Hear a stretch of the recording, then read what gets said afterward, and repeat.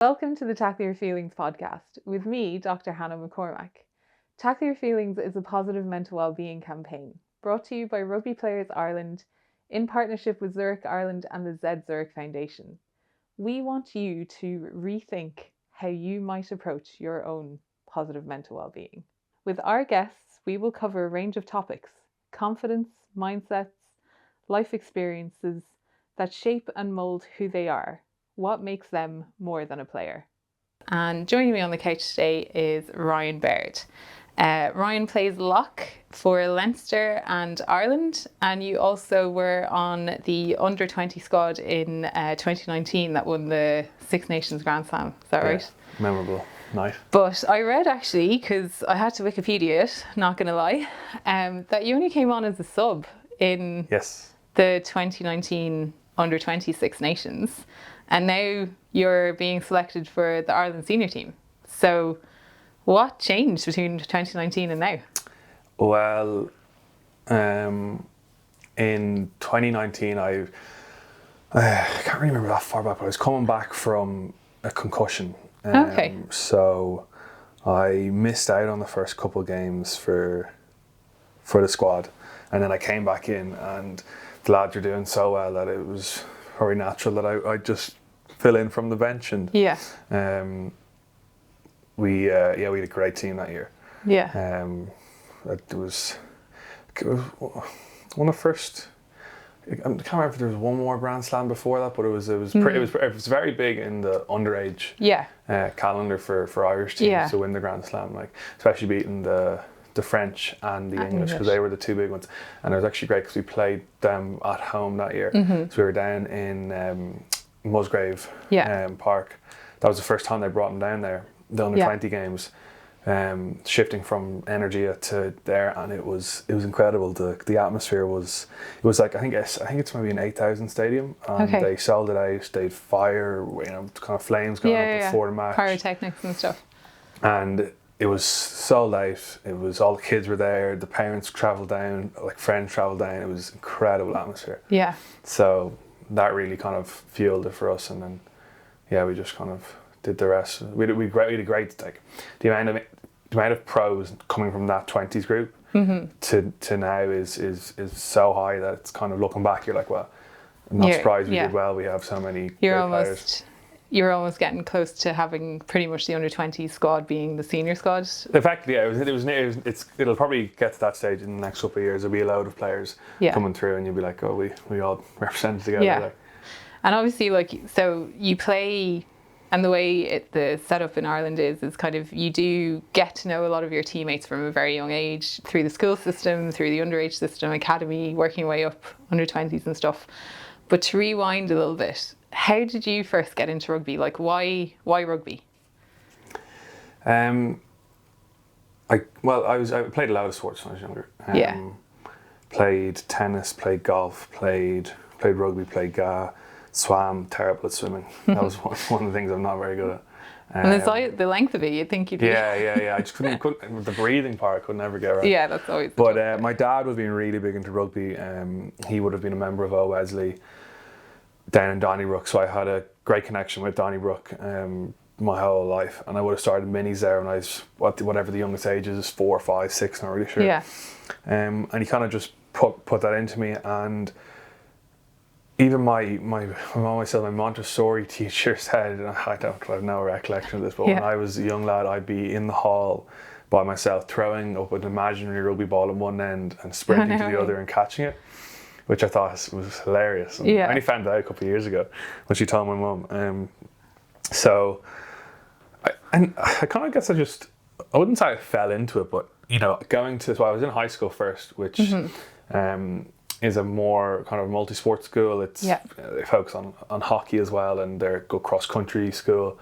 But then I moved to Michael's with my brothers, and that's like a very rugby kind of stereotypical dominant school. There is a lot going on underneath, but rugby is the kind of the main sport there. And they have a lot, and when I was arriving in, they had so many professionals who had already been there. So I kind of fell into it and went from like Leinster underage so Leinster kind of 17s to 18s to 19s. Then I got an academy contract. Then made my senior appearance. So I've always kind of just gone through, but I really enjoy it. So it's something that I'm really happy to have fallen into.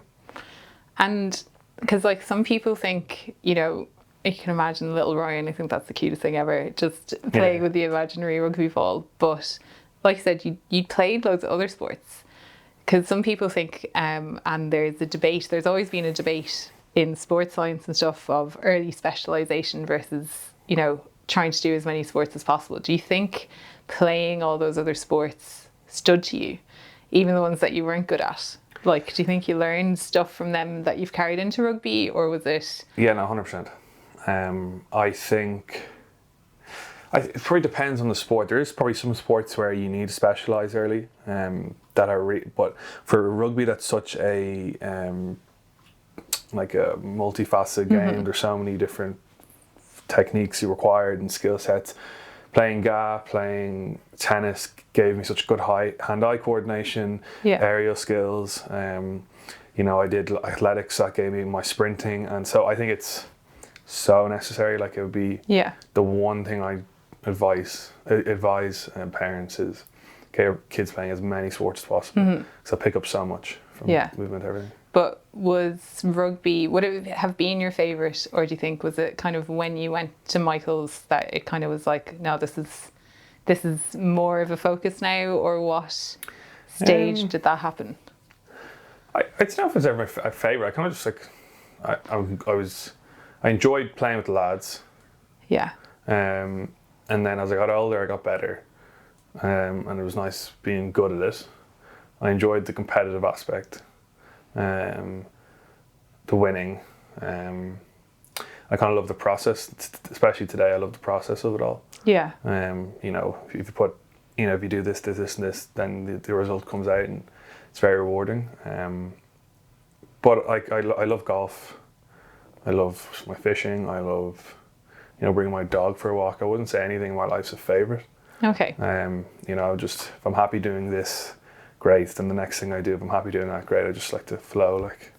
So it seems like you have a pretty relaxed attitude towards this, whereas again, there's that perception or maybe misconception that to be good at something, you have to be hyper focused. It has to be the only thing that you pay attention to. What would you say to that? Or I'd say there's a degree of I'd say you have to be hyper focused. Like, I am very hyper focused with rugby. Yeah. When I decide to be, but you don't have to think about it all the time, every day. Yeah. Like, when I go into Leinster, yes, I'm incredibly hyper focused. I'm always, my eyes looking at everything, trying to analyse everything. And then when I look back on video in the evening, or if I'm preparing for preparing a package of some plays on Sunday evening, yes, I'll be incredibly focused. But then when I stop, I'm completely switch off. Yeah. But I think you have to be incredibly focused, and kind of Johnny was doing a kind of a talk there, presentation there yesterday. It's Johnny Sexton. Sexton, yeah, sorry. Yeah. And you need to be obsessed. He's specifically this season, because we want to win the double, because we were a very disappointing season last season. So he's like, you have to get obsessed over it all. So I completely agree with that, but you have to be able to switch off, because you can't remain up here the whole time, because you'll just run out of juice. You need to go up, come back down, recharge, whatever that is for you, whatever you're out, going out with your friends or your activities, and then you go back up and you go back down, you go back up and you go back down. So you have to make space for other things in your life. Oh, 100%, yeah, 100%. And where did you learn that from? What age are you now? You're 23? I would say that is not something I knew at 23. That's not something that I was overly aware of. I enjoyed hanging out with friends, I enjoyed other stuff, but I wouldn't necessarily have said I need to make sure I carve this time into my day or into my week, which is something now that I am a lot more aware of. Yeah. And I'm a lot older than you. So how did you learn that? Where did that come from? I don't know. I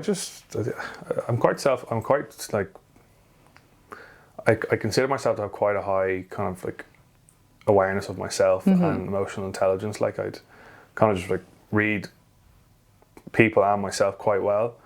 Obviously, like we need people's opinions and feedback and stuff, but kind of just understand myself, or I'm getting to understand myself very well. I kind of say to some people, like 3 years ago, I wouldn't have considered myself thinking. I don't think I would have thought kind of in a deeper way maybe 3 years ago, even 2 years ago. It's only now in the last couple of years where I'm starting to question things in my head and think, is this the best thing to be doing, or kind of just saying, why am I doing this, or could I be doing something else here? And I'm not over obsessing over it, but it's something I really kind of notice for myself, and I really enjoy the fact that I'm able to do this. Yeah. And kind of, because I understand, not like it's not every 23-year-old is going to be thinking like I am, but I don't know, maybe I always find actually when you're put into a high performance environment, like Leinster or Ireland, you are forced to adapt and grow quicker than I think you would be if you were just in college. Yeah. Because there is a lot more pressure on you. You're performing for your teammates, the fans. It's a business at the end of the day, so you need to win to be getting paid and keep the business afloat, etc. So there's a lot more it kind of forces you to grow up a lot faster. Yeah. Which is I enjoy. Yeah. And so pretend I'm, well, actually, no, I was going to say you don't even need to pretend. Explain that to me as if I didn't appreciate that. And I'd turn around and said, but Ryan, surely, you have to be, it doesn't really matter what you think, it's what other people are telling you, or, you have to be hyper-focused all the time, 24/7, 100% of the time. What advice would you tell me? How did you get into that space? There's an awareness that you have, there's an emotional intelligence that you have. If someone wants to be more like that, how would you tell them, what kind of things would you say this can help you? So a big thing I struggled with and still struggle with is because of my high emotional intelligence, I'd always be looking at people and I'd be seeing how their facial expressions are, how they're walking. I could tell you if someone put their shoes on now, I can tell you every person in the team has their shoes. I just see everything. It's just a weird thing now. Yeah. So where that was my downfall was I'd always think something was being said about me when I saw coaches talking. I'd be like, okay, they're talking about me here, or I'd be making assumptions. Or if someone said something to me, I'd take it really personally. So a book I read last year called The 4 Agreements. I can't remember the author's name, sorry. Sorry. But it was like an Aztec kind of book from back. Basically, Aaron Rodgers, the quarterback for the Green Bay Packers, and Tom Brady, quarterback for currently the Tampa Bay Buccaneers, they both read this book. Yeah. And Aaron Rodgers was the first one I kind of read it, and he said it really transformed his life. So I looked it up. I saw the 4 agreements. Try your best, be impeccable with your word, don't take anything personally, and make no assumptions. So I read the book and I really liked it, especially the don't take it personally and don't make assumptions, because for me they were just the 2 standout things to me. And I'm seeing a psychiatrist, and we were kind of going, having conversations every month or so. And I brought this book to her and I told her, boom, these are the 2 things I've found it. And she was like, amazing. So I've had to reference back to that book, a couple months ago. I read those 2 chapters again, and I'll probably read them again in the next couple of weeks as a reminder, just to get it into my conscious that, if someone's annoyed at you, you can't take that personally. If they're not annoyed at you, they're annoyed because they didn't do something right it's never affecting you. Or if you're making an assumption, that's just completely it's made up, it's fabricated, no, I totally agree. And I think it's something that can be a hard process to learn, and it's kind of like when someone's behavior is about them, it's not about you. Yeah. Unless you maliciously go out of your way to really annoy someone or to really push their buttons, their behavior is usually down to something else that's going on, and how they perceive the world. And it's something that, like, I always try to think of, I don't know what's going on. Like today, we're chatting here today. I don't know what you've been up to today. I don't know what mood you have, like what experiences have brought you into this room today and what mood you might be in. But that's not necessarily an easy thing to learn. Would you say, like, and learn being the operative word there? Like, is it something you practice? You said you went back and read it again. Why? What happened?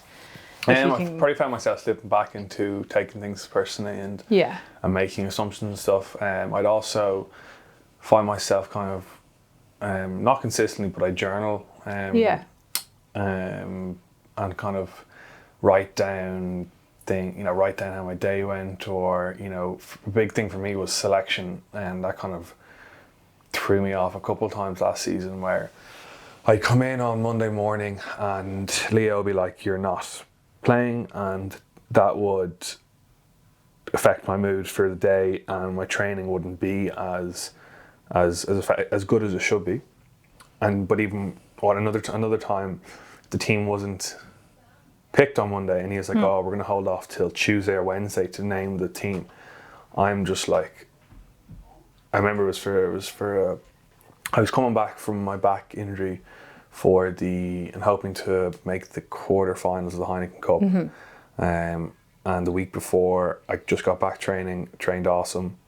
And then the Monday, Tuesday, the team hadn't been announced yet, or the bench hadn't been announced yet. And that completely screwed my mind for training, and I was just an absolute mess. So I let his kind of opinion and some words affect me. And so then I really kind of went with the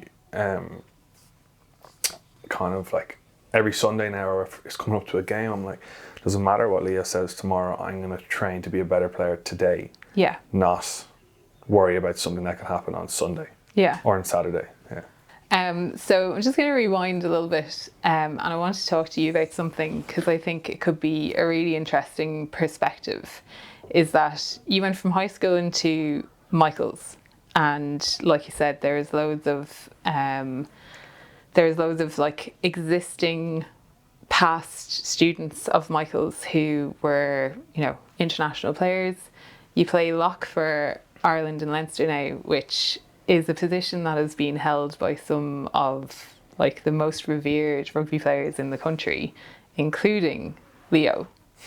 And I'm just really interested what that's like how do you deal with that kind of pressure in those situations? Or do you see it as pressure going into a school that is like really well known for producing high level athletes, specifically in the sport that you're playing, into a team where your coach is now someone who knows a lot about your position, and like I said, there's some really big names who've held that position on teams. Like, how do you manage that?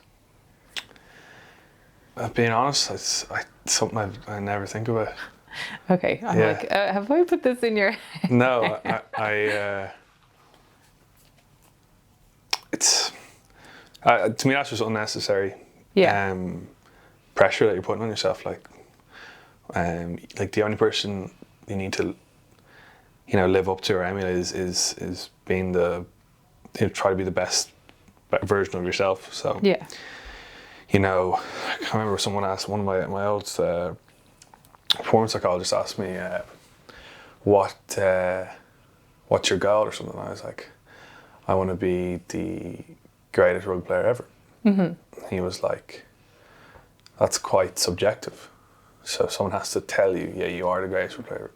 It's got to be voted in, and World Rugby's XV. And he was like, why don't you just try to be the greatest version of yourself? So that's what I try to do, and I don't really care who's come before me. I do care, like, you got to respect the tradition, but like in the sense of me trying to get better, that's the past. The present right now is me trying to be my best. Yeah. You know, and if I can leave, you know, leave a legacy or leave anything that people can also gain from, yeah, great. But right now it's best version of myself every day, and wherever that takes me, takes me. So you just constantly, I remember used to go to the gym actually in DCU where I went to college, and I remember there was a quote and it was kind of like, the only competition is yourself. And I remember like the quote was way longer than that, and I remember I wrote it down somewhere, but that was like the line that kind of stuck out to me, that like you were saying, it's about being the best version of yourself. It's about kind of trying to be who you can be to the utmost. So it's really kind of interesting that you don't look at these things as kind of pressure situations or being, you know, trying to fill anyone else's boots. But on the flip side, do you have like any role models, or is there anyone you kind of look up to, or who was it that you potentially looked up to when you were younger? So when I was younger, I would have watched, like, my brothers. I played a lot of tennis. My brothers played a lot of tennis to a much higher level than I did. So I would have always watched tennis. So Rafael Nadal for me would have been my role model growing up. Mm-hmm. I just loved watching him play. He was exciting. You know, you could never count him out. You know, he dominated on clay.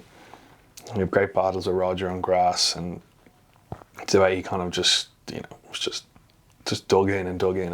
We just as a family, we just really loved watching Rafa. You know, it was either Roger or Rafa, and we picked Rafa as a family. Like, you know, and now when I grew older, it's like I really appreciated Roger as a tennis player, but I hated Roger when I was younger because I wanted Rafa to win. Yeah. So he would have been my role model growing up.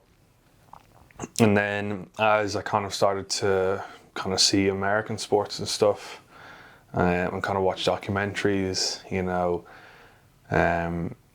if I'm in the, you know, today, for example, after training, I didn't get as much running in as I would have liked. And, you know, I think sometimes the easy thing to do is just to go home and, you know, I've done what I was required today. So, but I'd always say, what would Tom Brady do now? Mm-hmm. What would Kobe do now? What would, you know, the greats of other sports do? And you know, by watching those documentaries and seeing, you know, I was watching, there's a great one out on Netflix called The Redeem Team at the moment. Mm-hmm.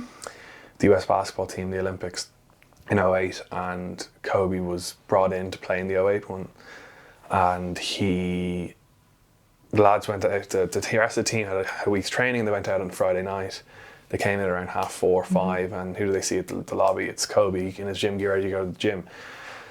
You know, Kobe said he lived on 4 hours of sleep, and, you know, so I take all that with a pinch of salt when I read and listen to it, but the mindset behind it, I think, is very true, and it's something like, you know, would always, you know, can I do this a little bit more here, a little bit more there, and, you know, if I feel I haven't done enough, probably haven't done enough, so I'll be like, right, I can do some more. Yeah. So yeah, Tom Brady as well, you know, his mindset of winning and just ruthless preparation. You know, the best players don't just know what's going on, they understand why it's going on. Mm-hmm.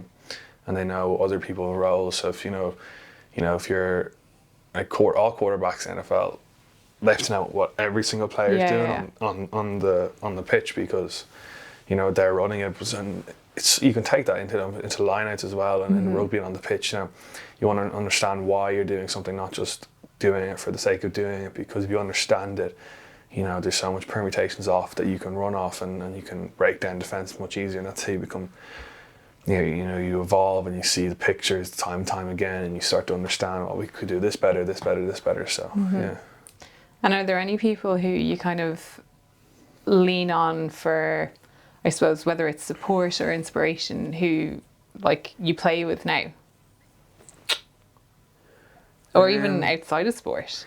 Yeah, for support, the main thing would be to kind of, my mom would be number one. Mm-hmm. Just, you know, mother figure, she's just so supportive.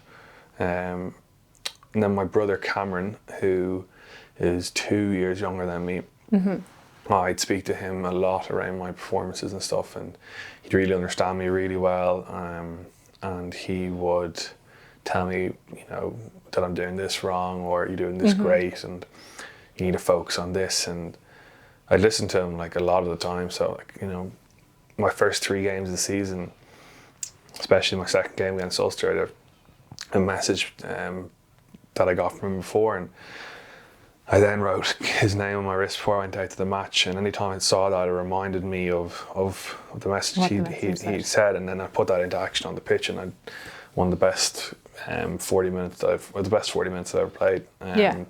So there'd be 2 people I'd lean on. I'd also lean on my friends hugely. I think having a friend to just kind of take your mind off rugby, to bring you back to earth, because sometimes you're playing in front of 20,000, 50,000, and it can be really cool, but then it's nice to go back to your mates and get slagged and have a bit of crack and just be normal again. Because I don't really know, I wouldn't notice it too much, but I can imagine the likes of Johnny, for example, if he gone back to his mates or his family, that he's just he's just Jono. And he just gets treated like, so it's nice just go back to your mates and just being Ryan, as opposed to being Baird. Because that's what they call you on TV, right? And was that kind of consistent throughout school, like your kind of support and the people you hung out with, the people who you would have spent time with when you're at school? Is that the same now? Are they the same people, or have people kind of come and gone? Or so in high school, I never really had a good close friendship. Okay. So I was there for 3 years, and I never really kind of gelled properly with anybody. Then I moved to Michael's, and first year I was friends with a couple lads, and it was more kind of my late years when it was 4th, 5th, and 6th year, more so when really because of rugby, because I was hanging out playing with them so often. They became my close friends, and then to this day now they'd be my best mates. And then a couple people I've met along the way outside of Michael's as well would be so for the last couple of years I've had some great mates that I really get on with, and it's just have great fun. And was that hard in high school, not having the core of friends? What was it was very hard. It was very hard.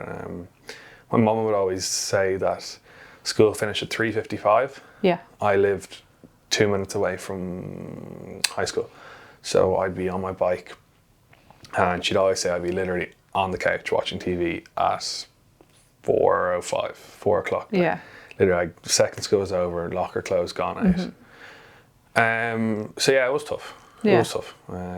But I guess it gives you an appreciation now when you have those friends that you want to keep those friends and be or just be grateful for them, because not everyone has that.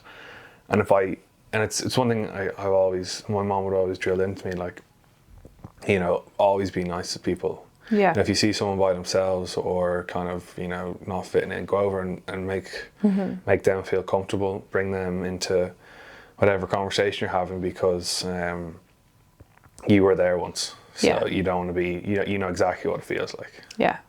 And I think it's a really interesting point, because you say that now, and there's a part of me that's looking at you going, I could never imagine you not being that kid, being racing home from school just to, whether it's to get away from it or just to be back in a comfortable position.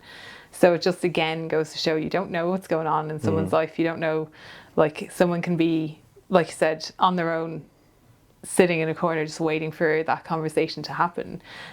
So what would you say to someone who is maybe in that situation now? What would you, is there advice you could give, or what are things that you do? You said, which I think is really important, really treasure the friendships that you have. How do you kind of work on those relationships that you do have, the good relationships that you do have now? Take an interest in,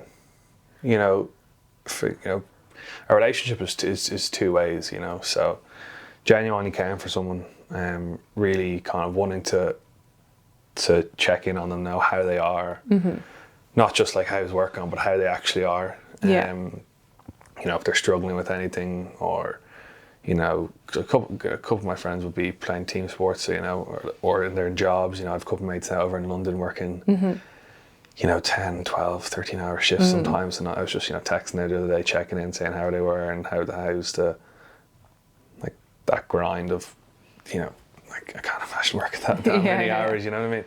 So just genuinely caring is huge. And for people who might not have that currently, like, you know, there's so many people out there like that at the moment. Don't feel you're by yourself or alone, and you know, you will always find people who are common to you. It might take, for me, it took longer. Like I remember always, like, you know, it took me going up through school and stuff, and even in Leinster now, I find it takes me a little bit longer to kind of just, you know, to get closer friends. That's just sometimes the way it goes, you know what I mean? So don't feel like you're in a rush, and, you know, have good support around you. You know, you're always going to have, you know, someone to chat to. So, you know, don't feel like, oh, he's not someone else. You know, if he's a good guy and he really cares about you, or he's a good girl, she's a good girl and she cares about you, like, you know, care back. Yeah. You know? I always say that. I think you said it earlier, like, relationships they have to be reciprocal. Yeah. Right. You have to take an interest in your friends' lives, in your family's lives, in your partner's lives, whatever. You can't just kind of assume that they're just going to stick around just for the sake of it. Like, it takes time and effort. But like, that's a pretty big lesson to learn from a young age. But would you say, like, it was the biggest lesson, or what would you say is your biggest life lesson that you can kind of go, that changed the way I operated, or that changed the way I think about things? What I mentioned before, that I learned last year, like, not everything is about you. You're not the center of attention. You know, there's, you know, so many people who have problems going on who are also going to be, you know, discussing things with other people. So, like, that not taking things personally, not making assumptions, for me has been huge. And do you mind me asking, like, what resonated with you when you read that book and you saw those chapters? What was it that made you go, like, bingo, this is what I needed?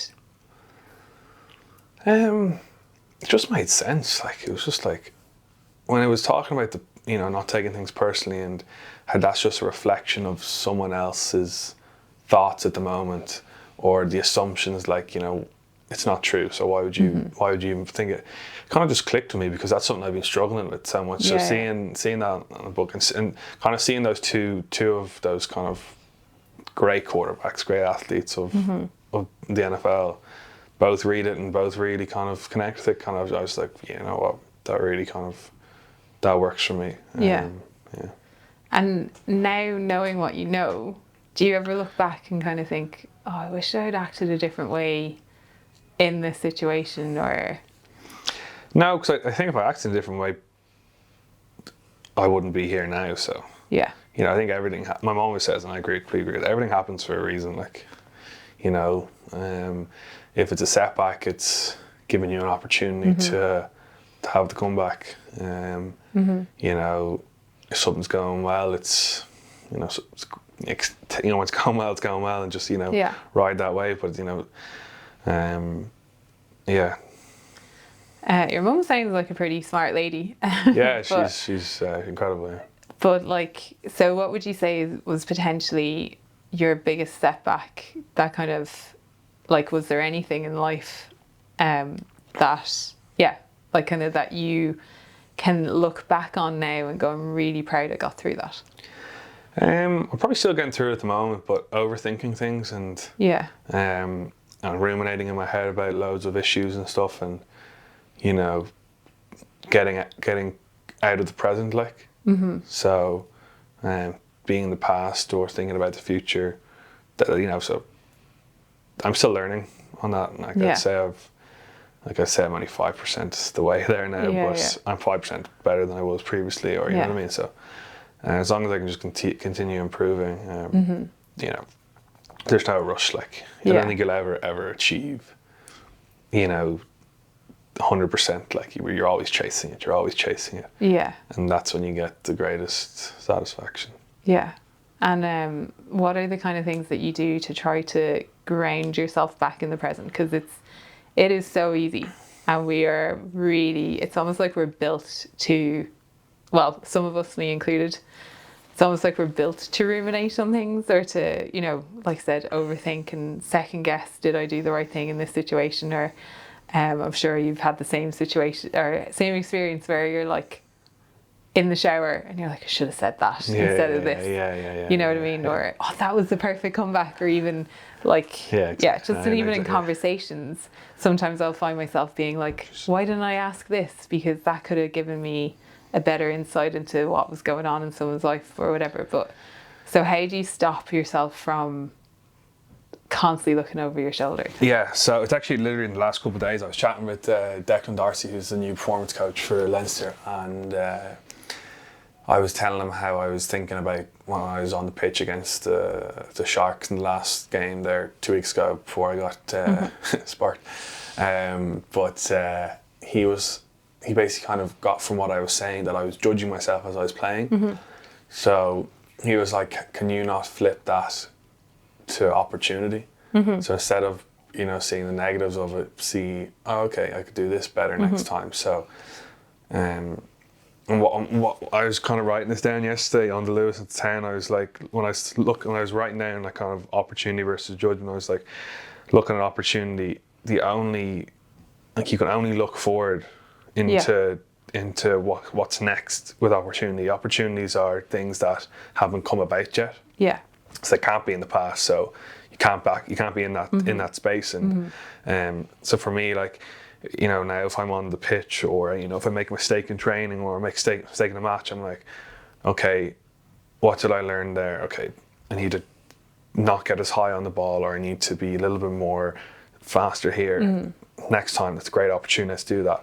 Or if I find myself tired in a match and I'm like looking at the clock like that, you know, I'm judging my fitness there. I'm judging, geez, oh fuck, do I really want to be here? Blah, blah, blah. But instead, you can flip that to, okay, what do I need to do next here now on the pitch? You know, what do the lads need me to do next? Do I need to run here? And it just kind of brings you back to the moment. So I'm really looking forward to experimenting with that in the next couple of weeks in the autumn series. So and in training and stuff, because I think that'll be when we discuss that, I think that's a huge thing for me. So I'm really looking forward to putting that to the test. Yeah, and just kind of on that, like I remember, I don't know where I heard it, and I don't know who said it first. I'm sure a lot of people obviously think the same way, but what I try to say to people is the only reason you should look back is to see how far you've come. So, like, it can be, you know, it's not about ignoring the past, because there's loads to learn from it, but trying to, like you said, look at things as opportunities. And sometimes reflecting gives you a great opportunity to just check in and be like, I'm actually really impressed with myself. I've managed to do this. Like, future Ryan might be able to come to look back on this conversation and be like, yeah, I've come a long way since having that chat with Hannah on the podcast or whatever. But you're wearing your Trinity t-shirt, repping your college, because you are a student in Trinity. And I remember I read a little article that was written about you. I read it today, but it was written a while ago, saying, and the headline was like, rugby is just one small part of you, or it's you're only going to experience it for a small time. So what are the other things that you've got going on in your life? You kind of mentioned fishing and golf, walking your dog, but what other things, like if you were to describe Ryan outside of rugby, who would he be?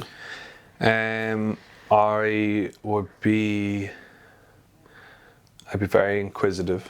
You know, I'm very fortunate with the position I'm in, with the people I can meet, that are, and you know, the time I have outside of work to research and to, kind of look in things that I'm really interested in. So, you know, food's a huge passion of mine. So I'd love to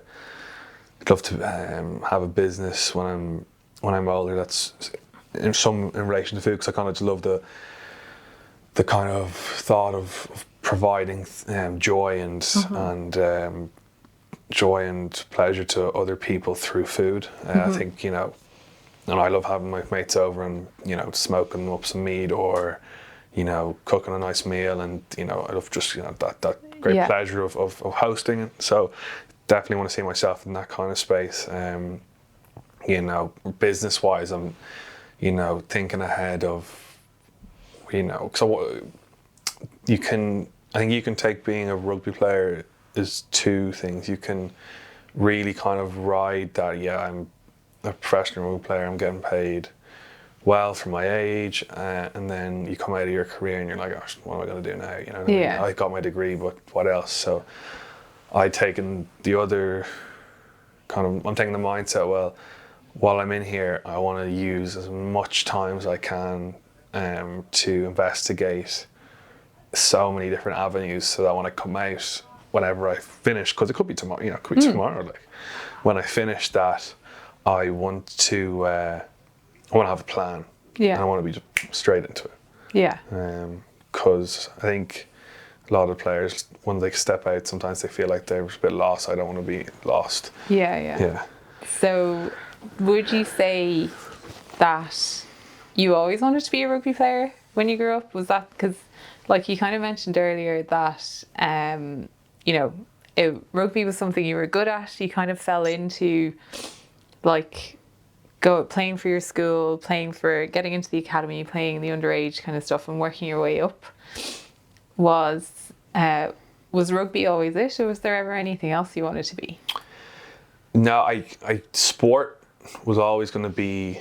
I could, like, you know, I think there's some people who are fortunate at a young age, say, I know exactly what I'm going to be. Yeah. And you see when they're older, they're actually doing it and they're loving it. Yeah. But for me, that wasn't this case. But I kind of just loved sport, and the thought of, and still to this day, the thought of sitting at a desk 9 to 5 or 9 to 12, you know what I mean, and working, it just doesn't. Yeah. To me, I'm just like, what compared to what I'm doing, I'm out there on the, you know, throwing a ball around in the gym, staying fit. Yeah. You know, to me, it just seems so much better. Yeah.